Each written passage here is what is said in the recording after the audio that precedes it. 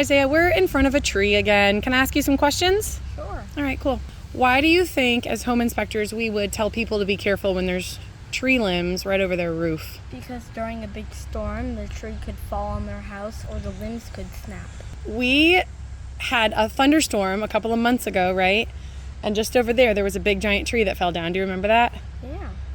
Yeah. Did you hear it or did you see it? I saw it the day after, and it had crushed on, I think it was a pavilion. So when we have really big trees or really big branches that go over our roof, we have to make sure that the trees aren't old or dying because the tree limbs will fall.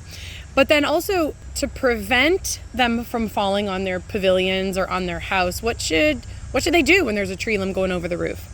What should they do? Well, they should probably hire somebody to cut down the limbs that look like they might fall in the next storm. I absolutely agree with you. Anything else you want to tell people about trees around their roof? No. No? Sweet. Thumbs up.